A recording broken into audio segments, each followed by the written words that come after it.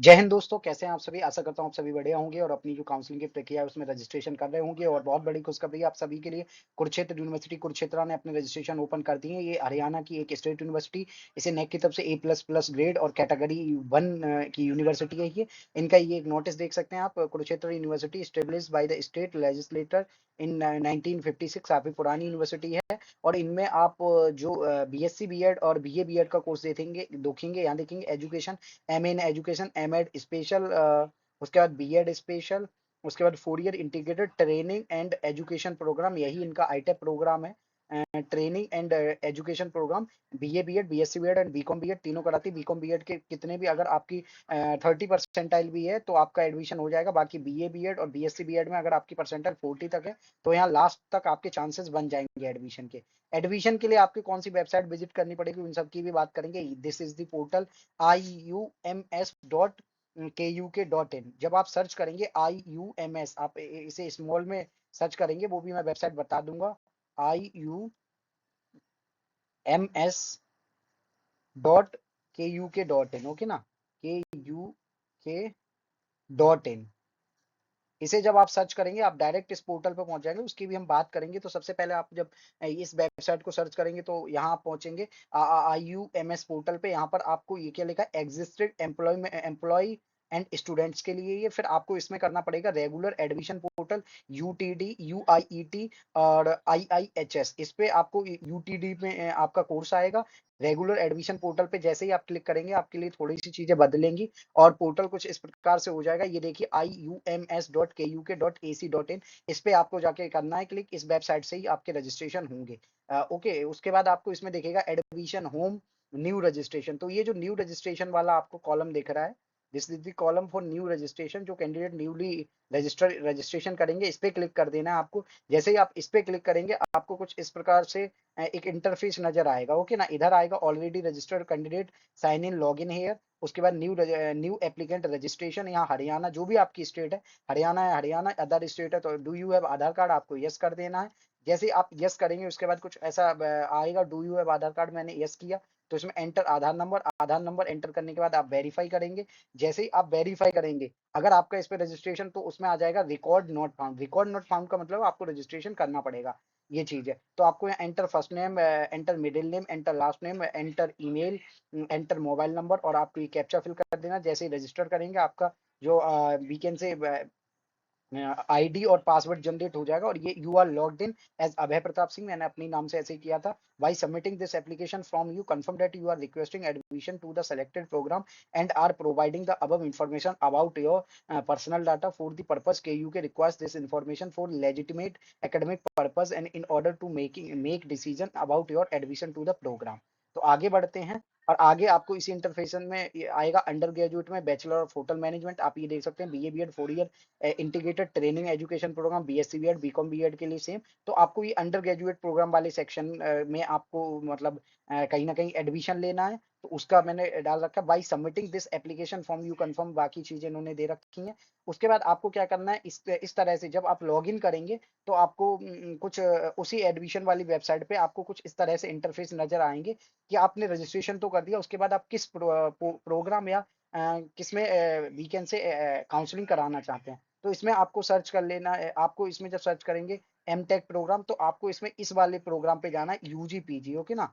इस UG PG UTD application form for UG PG certificate diploma course program 2025-26, इस पे click कर देना है। इस पे क्यों क्लिक करना है वो भी हम बात करेंगे। उसके बाद जैसे ही आप क्लिक करेंगे इसमें आपको upload profile and signature image, आपको इमेज ये मैंने ऐसे ही ये 2 इमेज ऐसे ही कर दी अभय प्रताप सिंह, ओके ना। उसके बाद welcome to Kurukshetra university upload हो चुके हैं, यहाँ से अपलोड सिग्नेचर, यहाँ से आप क्लोज करेंगे। अपलोड प्रोफाइल सिग्नेचर हो चुका है।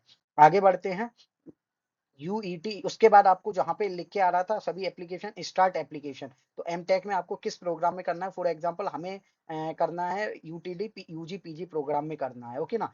तो इसमें आपको करना है स्टार्ट एप्लीकेशन करना है। उसके बाद ये HBI हैंडबुक ऑफ इंफॉर्मेशन इनकी रहती है, वो उसे आपको पढ़ लेना है गाइडलाइंस को। और बाकी चीजें प्रोग्राम सारी चीजें at the bottom of the guidelines applicant has be to click and same next button for the program selection tab. तो आगे हम बढ़ेंगे, वो सारी चीजें हम देखेंगे कहाँ से कैसे चीज पर बात करेंगे।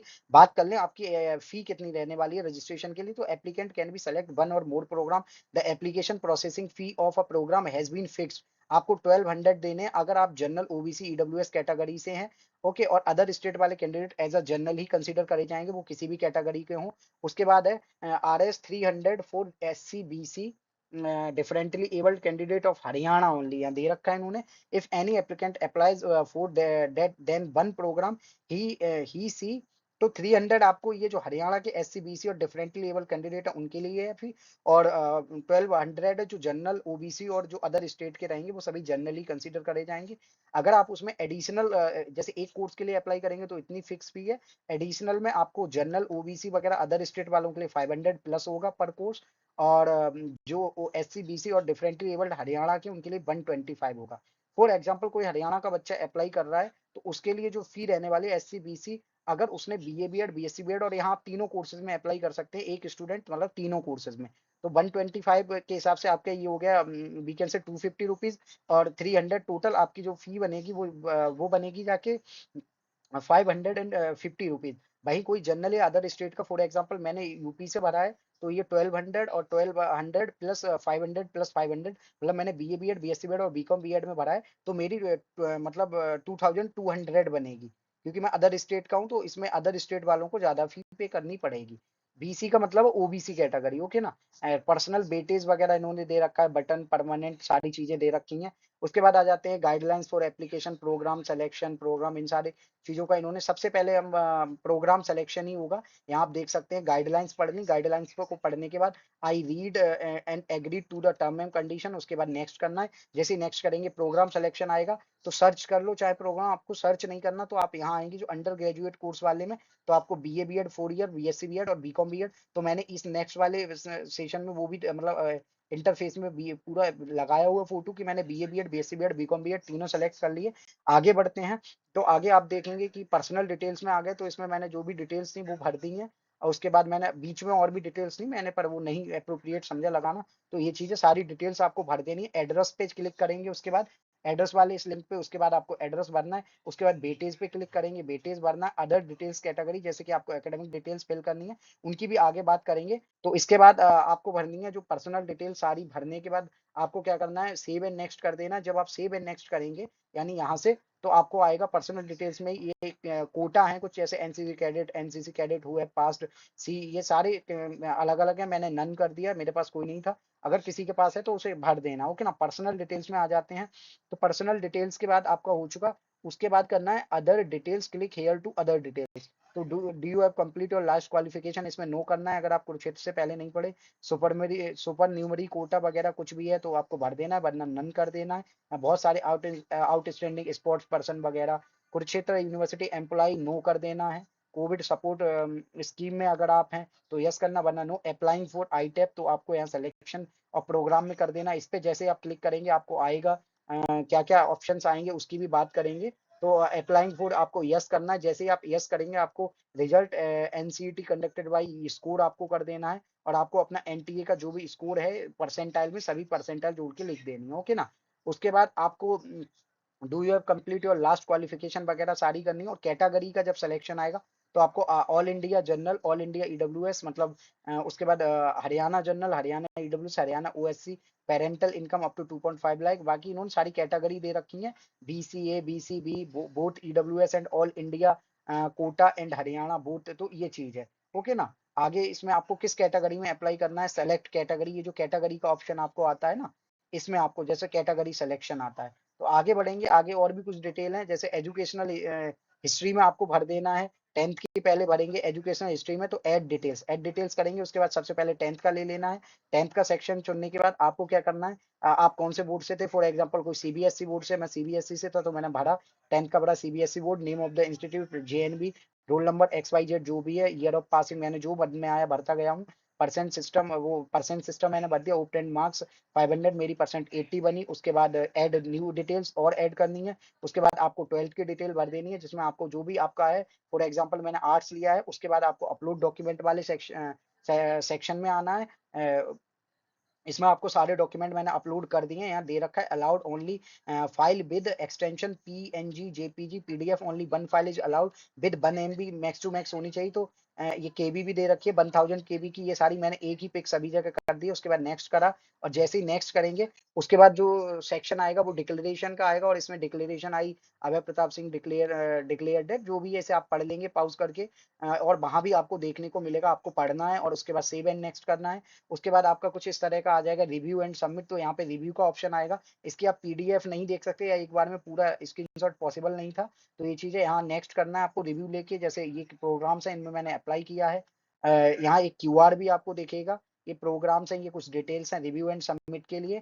आगे बढ़ते हैं तो आगे देखेंगे ईमेल आईडी वगैरह, व्हाट्सएप नंबर और बाकी सारी चीजें हैं। और ये आ गया अभय प्रताप सिंह। यहाँ आप देख सकते हैं 2200 आया। क्यों आया? क्योंकि फिक्स फी है अदर स्टेट वालों के लिए 1200 अप्लाई करने की, ओके ना। और प्लस एडिशनल चार्ज हैं 500 एडिशनल चार्ज हैं ईच कोर्स के लिए। तो मैंने एक कोर्स तो फिक्स था 1200 का, और उसके बाद 2 कोर्सेज और मैंने ले लिए।